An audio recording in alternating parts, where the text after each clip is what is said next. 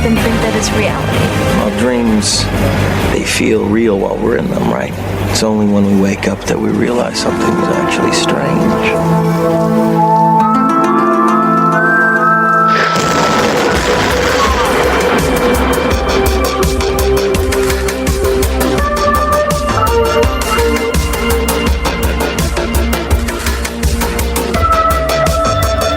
Welcome in, everybody, to another Monday episode of Dreams. I think Trav's a little tied up, tongue-tied. Is that what they call it? I do it every time because I'm so used to saying just welcome into another episode, but then I'm like, oh, we're calling these Dream-isodes. But not only that, this time is a special Dream-isode in the fact that we are going to give it a little rename for this particular one, and it's going to be called Dream Snips Collection, Volume 1. I wonder how long it took him to figure out what he's going to call it. Dream Snips Collection. Basically, from what I can tell, Dan has had various dreams where they were just like kind of small, short. Yeah, or like I could only remember part of the dream, but not like a full story. Yeah. So he combined, I think we have 3 here that we're going to read. So hence the name Snips. Snips. And yeah, so instead of reading one long story form dream, I mean, these will still be but they're just like parts of stories, but they'll just be, you'll see. Just listen and enjoy. It's a compilation. So sit back, relax, close your eyes, and drift off into a crazy dreamland with Danny. And the Dream Snips. And us, and Dream Snips. Don't actually fall asleep. Yeah, don't fall asleep. It's really cool to listen to us, please. So, here we go with Dream Snip. Snippet. You call it a snippet. Well, I changed it. It's Dream Snippet. Number 1. It should be Dream Snip. Ooh, this one's a little hot. It's a little risque. A little risque. Night at a strip club. Dun, dun, dun. Bet you guys can't guess where this is going. To a strip club. Here we go. I'm leaving work for the day and get invited to a strip club by a coworker. Which coworker? I don't want to say. Do they often frequent strip clubs? No. Not that I know of. Just was a one-off in this dream, but yeah. I like this. I have nothing better to do, and I agree to go. A group of 5 or so of us all get into one car and head toward the strip club. We pull into the strip club parking lot, only to have the driver of the vehicle, the original inviter, pull back out of the parking lot and drive away. All right, kids. You have yourself a good time. Dad will come pick you up in about 2 hours. No, we never even got out of the car. Here's 50 bucks in ones. Oh, we were still in the car. Oh, you didn't actually. Like we just pulled up and then we just immediately reversed, backed out, and took off. Out of the strip club? Yeah. Parking lot? Yeah. That's why I was like, what? Danny, he's like, I asked him what's going on. You just see him, his like face is up against the window as they're driving away. He's like, no. What's going on, man? We were right there. The bouncer is so confused. Like, I can almost smell them.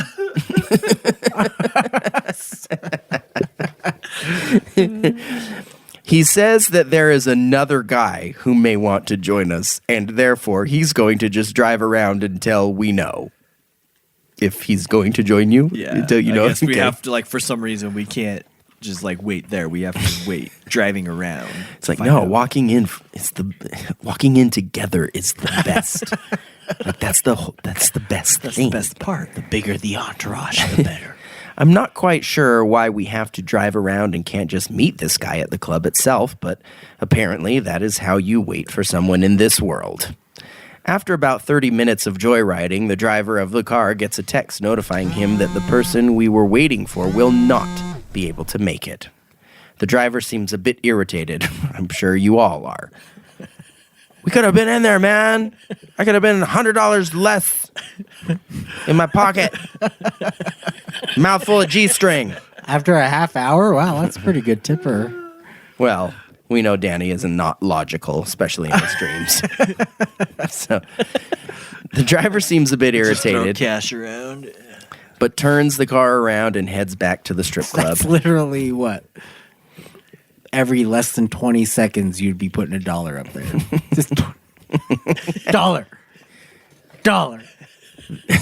I like that turn. Every 18 seconds. I like that turn. That deserves $1. Way to stand there. Everyone else is getting pissed because the stripper's only showing you like attention. He's like, hey, we got money over here too. I like the color of your shoes, weirdo. So have you guys ever been to a strip club? I have not. have. Apparently you two have. Yes. So the first time I ever went to a strip club was when I was like 21, probably, like just barely old enough to go. And I felt like He's just waiting at the door. He's got his watch on. As soon as it hits midnight, man, I'm in the door. It's like, beep, beep, beep, beep. I'm 21. So now when he tells the story, he's like, I was... I think it was just like barely 21. I was gonna say as soon as his watch is like beep beep beep beep, he's like he mumbles to himself, "Happy birthday to me." Happy birthday, Daniel. But yeah, no, it was because actually the place I was working at, a bank at the time. Like you are now? Yep, still. We had a customer that was from the strip club, and he was like this guy, but he was always like pretty. No, like he The wasn't guy a stripper? dancer. He wasn't a dancer. He was like a manager there or something like that. And he'd bring deposits in every day. So finally, like one day, he's like, he invited me and this other person that was working there. He's like, you guys should come. And Of course he's going to invite you. I'll hook you guys up with some drinks and stuff. And I'm like, okay, sure, we'll try it. But I was like, this is my first time, so like part of me was like super nervous about it, and then but part of me was like, whatever. But I'm like, I'm a man. I can do this. Like this is cool. 21, yeah. And so I can see we naked go ladies. there. We go there. We go into the strip club, and he brings out some 20 or not like he brings out 21s to each of us, like as like a comp thing to tip the girls and stuff. And so, but part of my like nervousness, I didn't even realize fully. Like I knew I was doing it, but I just wasn't even thinking about it really. But the girls would be dancing, and I started folding the dollar bills up into like little origami characters. Oh my gosh. In my head, I He's was like floating them on there. He's like, it's a swan. because in my head, I really thought like the girls will appreciate this. 'Cause What were you hoping they would do? be like, "Whoa, your fingers are so talented." Is Why that, don't you-" did they all have accents? Like Asian accents? I don't know. So talented. I just figured they thought it would be cute or something. And they'd remember me because the differentiation. Yeah, and I'd be because origami fits in a G-string real easy. So if you're so folding, I would put them up there, but then the man. Oh, what were you gonna say? Al? I was gonna say, if you're folding these into like Japanese cranes. Every once in a while, you just hear the stripper go, "Ow, ow! Who's putting these on here?" Not just cranes, but I know I was folding like the little samurai hats. He makes it. He makes it Making into all these sharp corners. He makes it into one of those things that you make in elementary school where you like put the numbers on the four corners, and he's like, hey, Vixen, come here, pick a number. Vixen. I don't know. I was just She come up Sprinkles. after Comet and Cupid. yeah. Connor, Donner, and I think Blitzen. Vixen is probably the most risque of all of the deer. Okay, so he's like, okay, 4, 1, 2, 3, 4. Let's flip the flap. Flip the flap. Oh, you've got a crush. But yeah, so anyway, eventually the guy that invited us came over and he's like, "Hey, you're embarrassing me, man. you can't be folding those your dollars like that. Let me teach you how. And he's like, you just take the dollar, you fold it long ways across, and then you pop it up like a tent on the stage. That's how you tip a stripper. And he's like, watch. And so he does it. And then the girl like probably knew it was like a cue for her, and she picked it up with her bum cheeks. And I was like, oh yeah, that's how you See, do for it. me, I'm like, do you know where that dollar's been? Well, it's been in her bum cheeks now. I'm like, are these like are these used? Like, are these recycled dollars? Like, is this just how like? Well, how do you think I felt? I'm the banker that's taking these dollars in deposits the next day.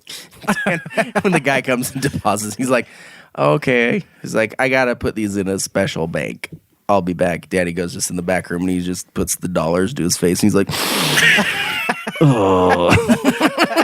Whatever. He probably came in the next day with like a bag full of cash and dumped it on in my teller station, and I'm like, why are all these folded like origami pieces? Danny comes back He's out like, from payback's a bitch. Danny comes out from the back and he's just got glitter all over his face. All right. Real quick, I was going to say, it must be a Barnes thing that the first time we go to strip clubs, we get in trouble. Because my first experience at a strip club, I went with my girlfriend at the time and then just like a group of our friends because we all thought it would be fun. And we were at the pool table playing pool. And I was just like, when it wasn't my turn, I was like dancing around, just having a fun time at the pool table. And the bouncer came over and he's like, hey, no, you do not dance. The only dancing is on the stage. And I was like, what? You're like, but this is I my can't even dance. This is my jam. Yeah, I'm just chilling by the pool table dancing. So Alan's like, okay, and he just walks up on stage. All right. If that's the case. All right. Once parked, we all get out of the car and walk down an alley to where the entrance to the club happened to be. We walked inside and are notified by the gentleman manning the front desk that there is a $10 cover charge to get into the club tonight. I look in my wallet and can see that I have a couple of raggedy, beat-up $20 bills sitting on top of my other bills. I decide to give the man the two 20s and ask for $31 bills as change. For the ladies. The guy I forgot I wrote that. The guy at the front desk takes my money and then stares are me. Stares are me with judging eyes. Stares at me. For a moment. He then chimes in. He then chimes in with a, what's going on out there? Is there some kind of high school function happening down the street? I know he's insinuating that I look like I'm not old enough to be in a strip club, even though I'm 36 years old. You can see he's just like, he's like, ID, please. Oh, it always makes me feel so young when people ask for my ID. I tell him that I'm more than old enough. I'm more than old enough, sir.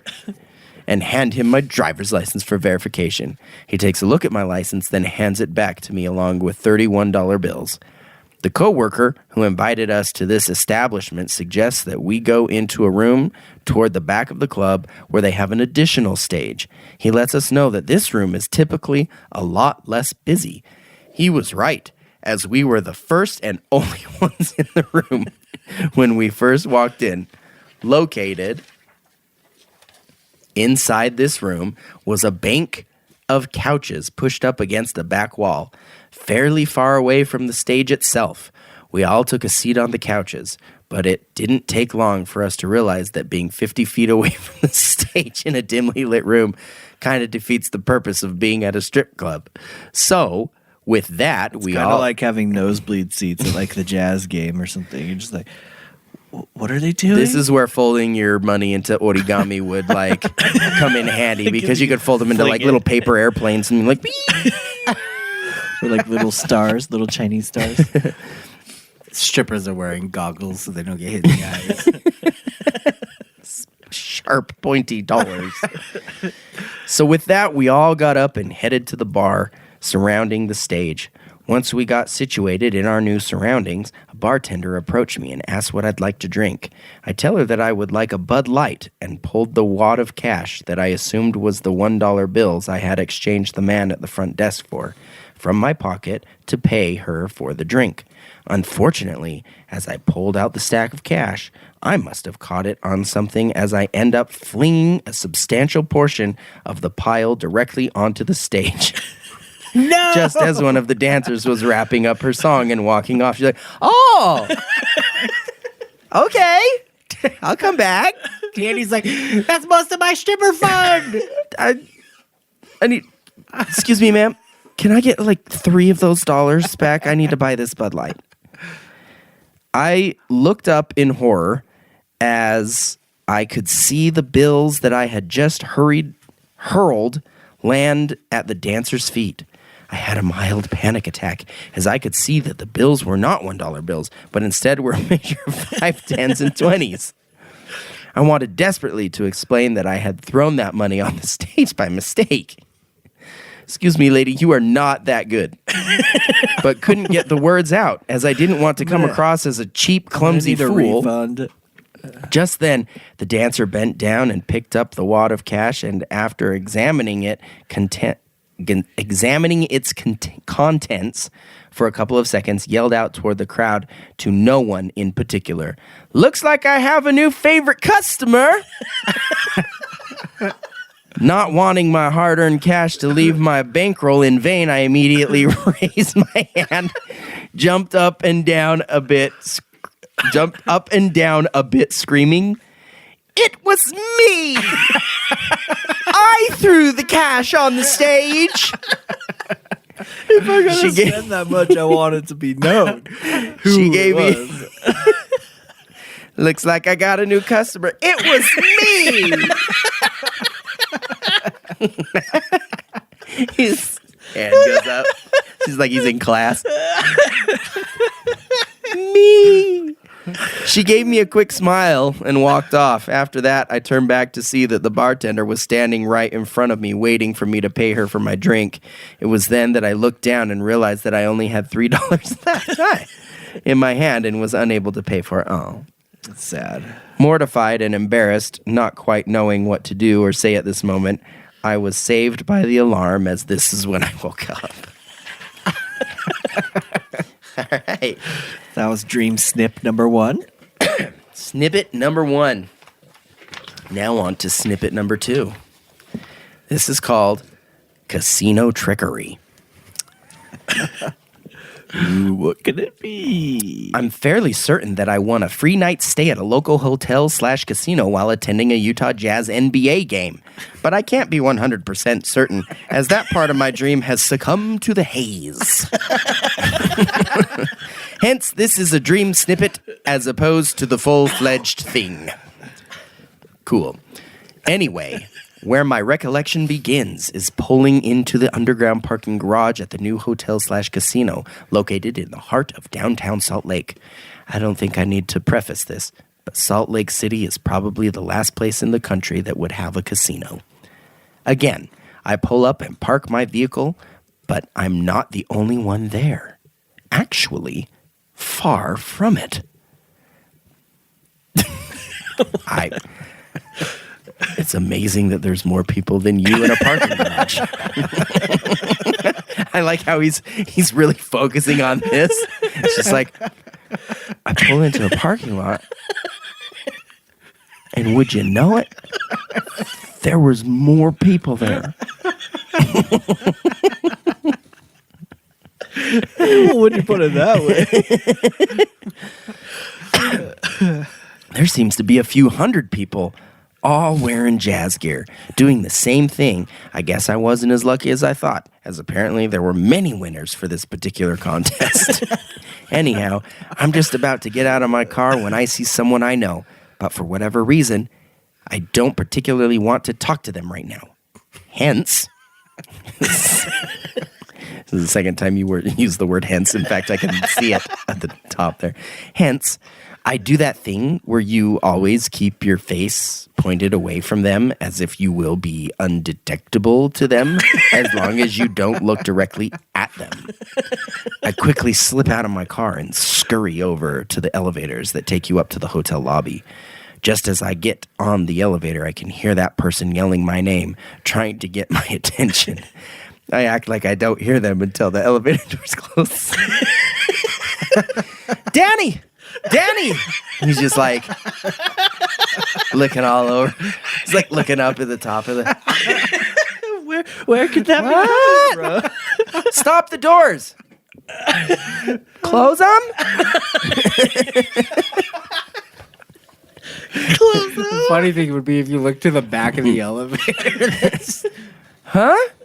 Someone behind me in the elevator? I act like I don't hear them until the elevator close or the elevator doors are just about to shut. Then I do the whole thing where you turn around, smile, and act like I'm about to say something to them just as the final inch of the elevator door slam close. Danny, can you get that? Oh,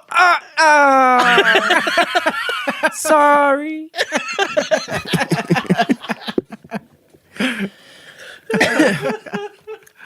I get up to the hotel lobby, quickly check in, and receive a key for a room located on the 11th/top floor. A few seconds later, the elevator I was on opens and reveals the 11th floor to me. This is the first time I'd been in this hotel and was pleasantly surprised at the sight of the grand-looking casino that appeared before me as I stepped off the elevator. This was a really nice-looking casino. I looked around. The casino's on the 11th floor? Yeah, apparently so. Top floor casino. Is very fancy looking, like kind of James Bondish looking. Playing with your dang cord. Like, do you hate James Bond? No, it's just he's got a pen and he's just like wrapping his microphone cord around the pen. And like, so you just hear this like okay. And I don't know if it's that noticeable, like as you're listening to this, but I can hear it like blaring in my headphones. I was confused for a second. I'm like, it was like James Bond looking. Somebody hates James Bond. This was a really nice looking casino. I looked around for a minute and could see that I was not the only one I knew there, as many of my friends and family just so happened to be there as well. I walked over to the table. One of my friends was playing blackjack. What's so funny about that? It just sounded like a child was saying that sentence. I walked over to a table. One of my friends was playing blackjack. I decided to sit down next to him to catch up and get in a few hands while doing so. I threw $100 down on the table, and the dealer slid me a stack of chips. The next few minutes were spent chatting with and reminiscing with my old friend. However, during this entire time, I could not win a single hand of blackjack. I would get dealt an 18. The dealer would have 19. I would get dealt a 19, and the dealer would have 20. You get the drift? I would get dealt a 20. The dealer would have a 21. Which is I called would blackjack. Dealt a 21. The dealer would have a 22. This happened over and over again until my $100 stack of chips was gone. I got up from the table and started saying my goodbye to my friend when the dealer said, "Hold on. If you'll play another hand, I'll let you pick the cards you want out of the deck." The dealer seemed quite genuine. So I took her up on the offer. I plunked down another 20 on the table, and she dealt herself a single hand first, then placed the deck face up in front of me so that I could select any two cards I wanted. I spread the cards around on the table a bit to expose more of them and ultimately ended up selecting a king of clubs and a queen of hearts. You can pick any cards you want, and you don't pick 21? You don't pick blackjack? He's like, well, I want to be, like, this is like realistic. I know, I should have taken an ace and a face. But I felt like That would be a selection too greedy. See, I knew what you were thinking. After all this... That's how I wrote it. I knew that would be a selection too greedy. Too greedy. After all, this dealer was doing me a solid. She then asked me if I'm good with my selection. I tell her, yes, as I get prepared to receive my first payout of the evening. She then turned over her hand, which happened to be four kings and an 8. I get excited because she is obviously busted with her cards totaling 48 displaying in front of her. Yet she then swipes my $20 bill out from my front of me and thanks me for playing. Frustrated, I ask her why I lost. Since she busted, she then tells me that the table had just changed to poker instead of blackjack and that her 4 kings with an 8 kicker beats my king high of 2 cards. At this moment, I'm at a loss for words. It's like, oh yeah, didn't you notice? Like, we just switched the sign and now we're playing 5 card stud. Or hold'em. I'm at a loss for words as I didn't know you could change games mid-hand, and also, how was there 5 kings in that deck? Something doesn't smell right about this. They're still using multiple decks like they do with blackjack. But now it's hold'em. Something doesn't smell right about this Who situation. Yeah, I wrote Who situation. Yep. This Who situation. But alas, I tell my friend that I'm going to go to the arcade area that is also located on the 11th floor. At least there I can play a game that I win. It's called skee ball.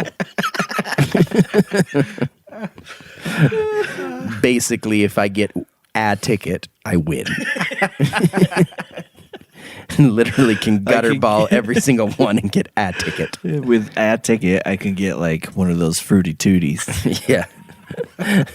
Just before I'm able to walk away, my brother Steve walks up to the blackjack table and throws down 3 checks totaling $60. 3 checks. This is 3. This is a month and a half of savings. Don't tell Melanie this, but I'm going to try and double it. Just so you know, being a lawyer doesn't pay these days. It's my hard-earned cash. My 6 weeks of just hard working. And I've got $60 to show for it. I tell him to be careful, as I just got taken for over $100. I'm sure Steve was like, how long did it take you to earn that? That's like a whole 3 months for me. He looks at me for a moment, then proceeds to talk to the dealer. However, he talks so quiet and soft that no one can hear what he's saying. He's like, slides the checks. Like, I'd like to cash in $60. Excuse me?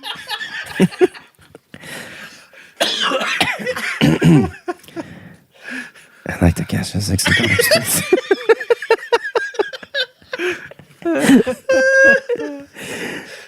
That might have Changing 60. That might have been a little loud, even for what it really was. Because he's so embarrassed that 3 of his paychecks is $60. He's trying to keep it on the down low. The dealer keeps asking him to speak up. And explains to him that they can't accept checks.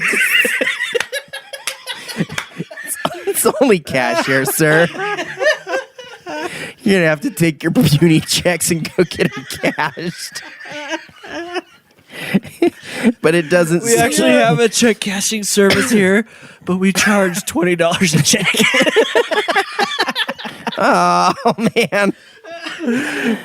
But it doesn't seem to matter. Steve just keeps talking at the same non-existent volume.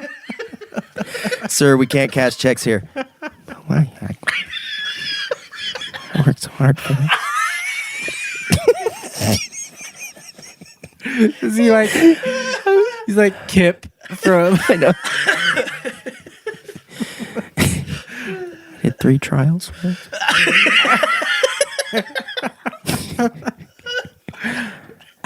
This isn't actually 40 hours of work each week. I've endorsed the back. Did 80 hours a week for each of these $20 checks. This goes on for a while until the dealer finally just breaks down, shoves the 3 checks into the slot in the table and begins to deal Steve a hand. Steve looks over you and just like winks. Figured out. If you just speak incoherently, they'll just finally give up and just give you the chips. Figuring Steve is fine at this point, I head to the arcade to meet up with my brother Alan. I'm in the Alan's just at the arcade. He's just he's just playing like California, Cruising USA.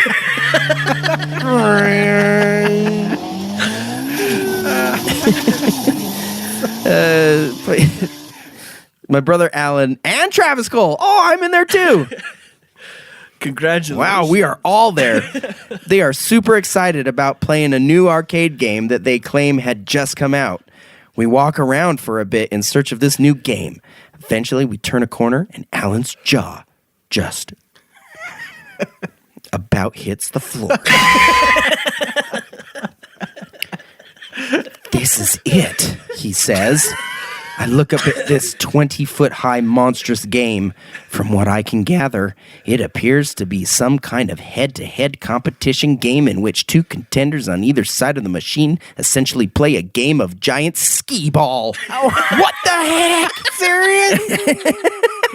How did you know that was going to happen? I don't know how I can see these things. Although, shoot me now. My jaw about hit the floor over a giant skee ball. Alan's like, there it is. Big skee ball. The balls. The holes are bigger. I don't think you understand. You can maximize your ticket outtake. I'm definitely getting one of those Chinese finger traps. They're giant tickets. Although the balls are not small brown balls, but are instead basketballs that you must roll up a long, steep incline into hoops to score points. So basically skee ball. But it's basketball It's basketball. and basketball hoops. Not quite sure what all the hype is about. I stand back to watch them play. This is when I woke up. Wow. I am so sorry, Steve. I find it funny that he's the one, he's just itching, just scratching his arms. He's like, I gotta play blackjack. All I got is these 3 checks. $60 total. I gotta play. But Steve, they're not gonna let you cash checks. No, I got it. Just wait.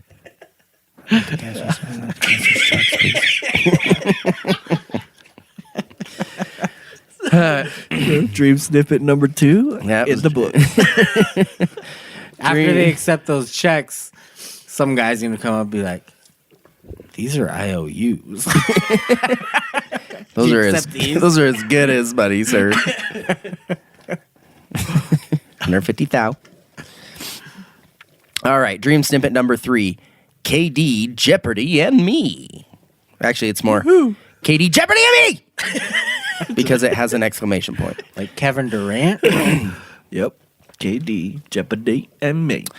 I am somehow given access to the Warriors' locker room after one of their games. Not sure why or how. He's not However, a warrior anymore. Right?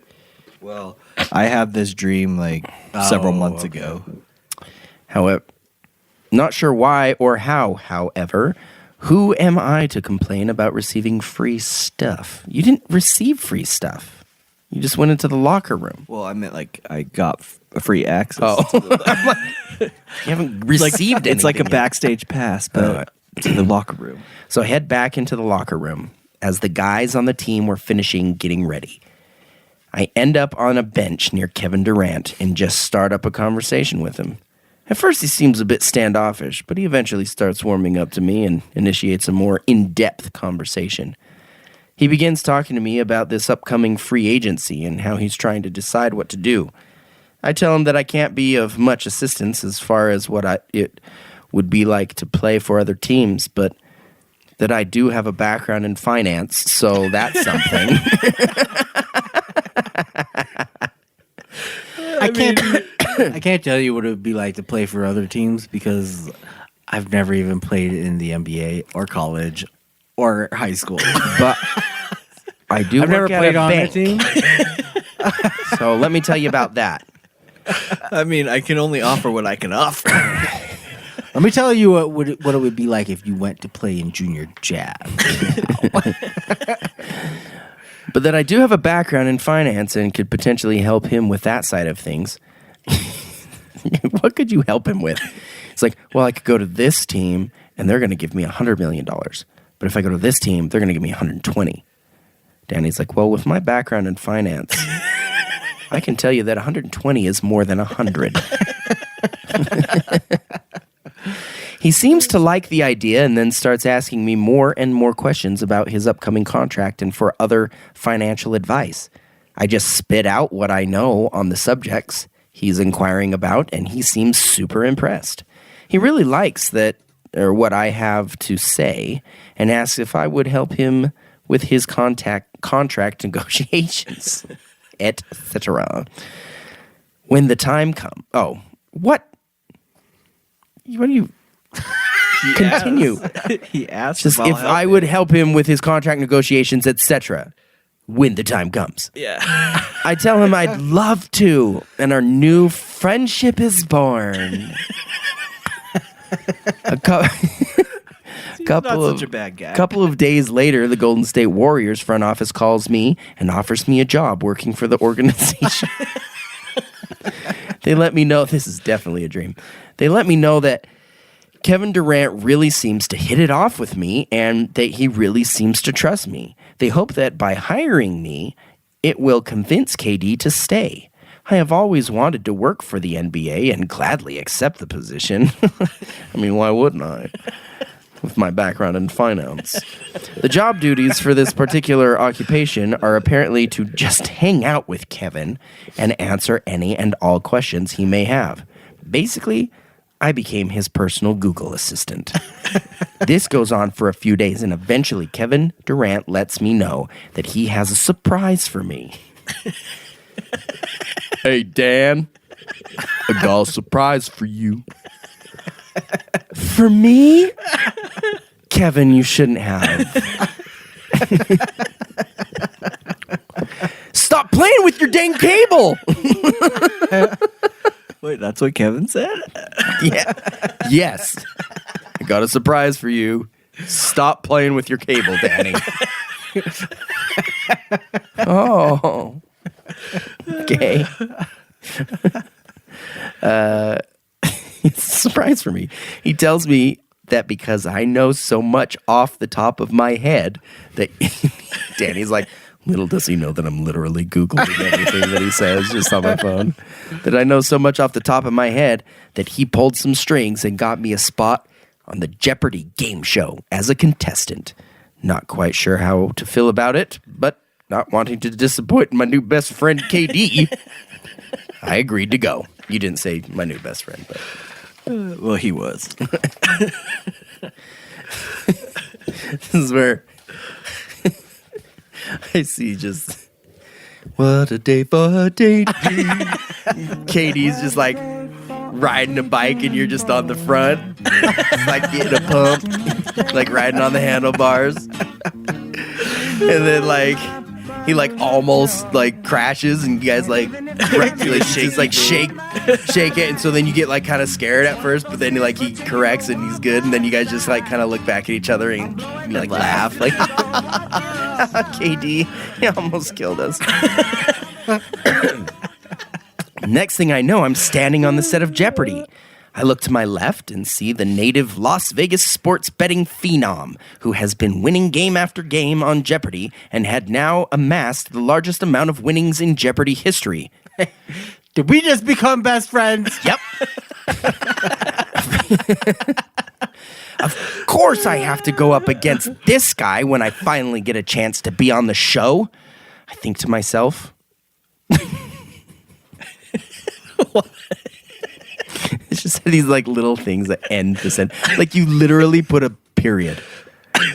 You go, of course I have to go up against this guy when I finally get a chance to be on the show, period. I think to myself, period. Shortly after the game had begun, the third opponent and myself,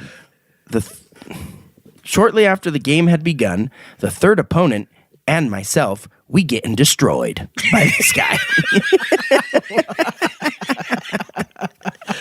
We're getting destroyed. I do not take as much time to like write out these dream snips. We getting destroyed by this guy.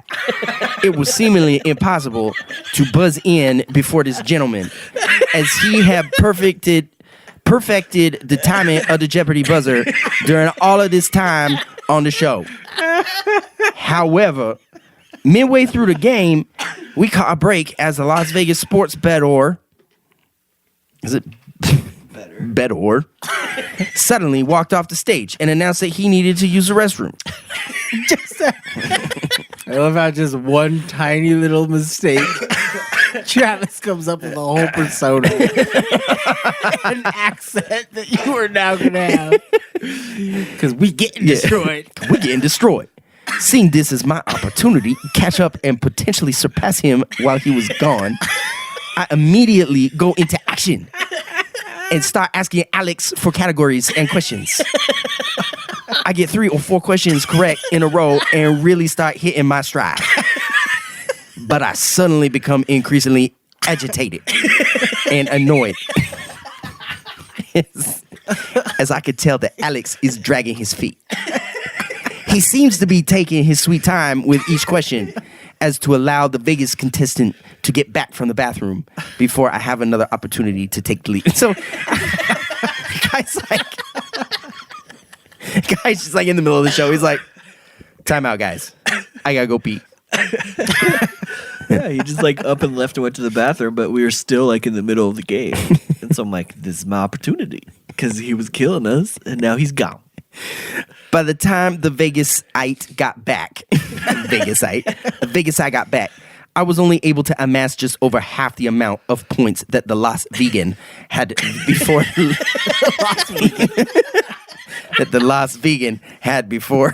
leaving for the bathroom. We were now done with the regular portion of the show, and we're now moving into Final Jeopardy.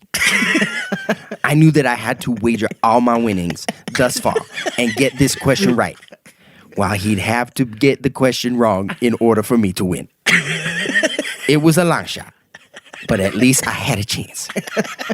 Just as Final Jeopardy was beginning, I suddenly found myself in a strange apartment and had no idea whether I won or lost at Jeopardy.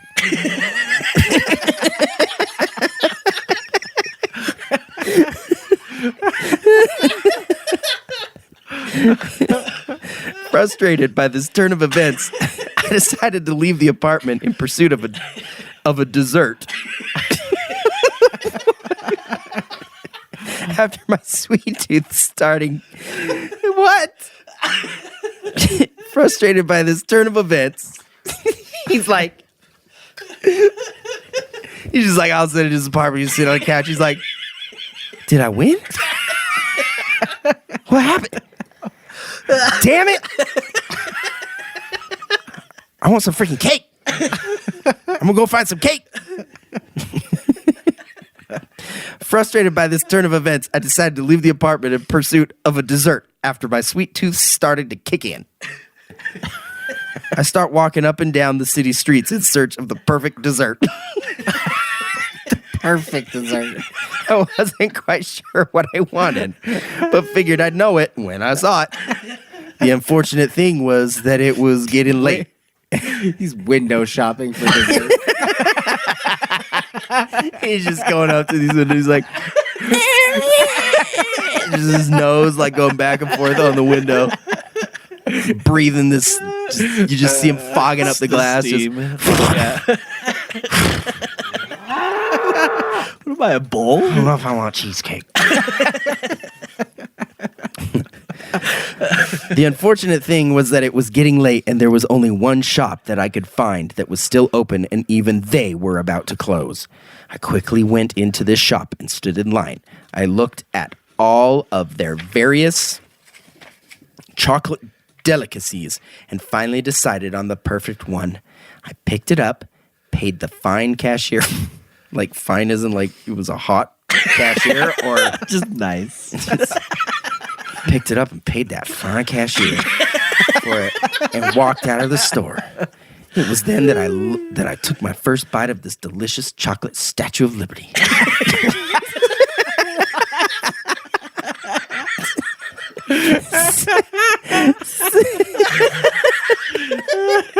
Sadly, I only got to enjoy one bite before I woke up. Statue of Liberty? He just like walks into the store. He's like looking around. Oh yeah, that's it. I told you I'd know it when I saw it. Give me that Statue of Liberty. That's what I've been craving. It's like it was then that I took my first bite out of that delicious chocolate Statue of Liberty. Oh man. I can only report them as a song. Like, sir, that's only a display piece. Well, that was Dream Snip number 3. Okay, well, there you have it. That was a lot. I mean, like, I don't mean that in a. It was just a lot, just going on is really what I mean. Just like it was all over the place. I mean, with all three of those, you definitely, yeah, jumping off. I'll take potent potables for 300, Alex. Whoa! Suddenly got a hankering for a chocolate Statue of Liberty.